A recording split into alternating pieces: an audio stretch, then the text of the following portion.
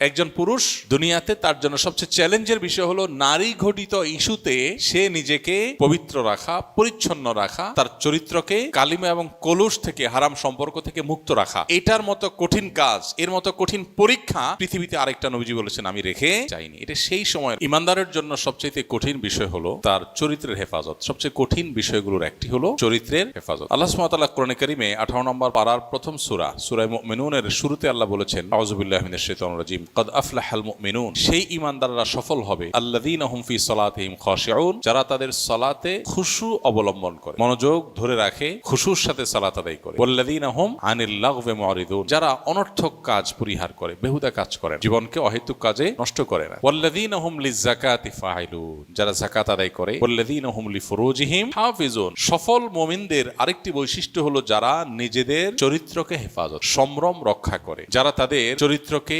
অন্যায়, আল্লাহর নিষিদ্ধ ক্ষেত্রে ব্যবহার করে না, অনাচার করে। এই মানুষগুলোর সম্পর্কে আল্লাহ বলেছে আরো কিছু গুণ বৈশিষ্ট্য যাদের আমানত অঙ্গীকার রক্ষা করবে। আল্লাহ বলেছেন শেষে এসে উলাইকা হুমুল ওয়ারিসুন আল্লাযীনা ইয়ারিসুনাল ফিরদাউসা হুম ফিহা খালিদুন, এই বৈশিষ্ট্যের মানুষরাই হলো জান্নাতুল ফিরদাউসের মালিক হবে। তারা জান্নাতুল ফিরদাউসের মালিক হবে, ওয়ারিস হবে। দুনিয়ার মতো না, একটা জমির মালিক হলাম আমি, আমার বাপ মরে গেল, এরপর আমি মালিক হলাম, হতে হতে 40-50 বছর বয়স হয়ে গেল, এরপরে আর 20-30 বছর পরে আমি নিজেই চলে গেলাম। এটা মালিক হওয়া না, এটা দারওয়ানি করা। 20-30 বছর টেক কেয়ার করলাম আমি, এরপর আবার আমার ছেলে মালিক, আরেকজন মালিক হয়ে গেল। কিন্তু জান্নাতুল ফিরদাউসের মালিক যে হবে সে অনন্তকালের জন্য মালিক হবে। আল্লাহ আমাদেরকে সেটা মালিক হওয়ার তৌফিক দান করুন। নবী করিম সাল্লাল্লাহু আলাইহি ওয়াসাল্লাম বলেছেন যে ব্যক্তি তার দুই চোয়ালের মধ্যবর্তী অঙ্গ অর্থাৎ মুখ এটাকে নিয়ন্ত্রণ করবার দায়িত্ব নিবে এবং দুই পায়ের মধ্যবর্তী অঙ্গ অর্থাৎ তার সম্ভ্রম, ইজ্জত, চরিত্র সেটাকে সংরক্ষণ করার, হেফাজত করার, অপাত্রে অননুমোদিত ক্ষেত্রে ব্যবহার করা থেকে বিরত রাখার দায়িত্ব যে নিবে নিজেরটা নিজে, নবীজি বলেছেন আযমান লাহুল জান্নাহ,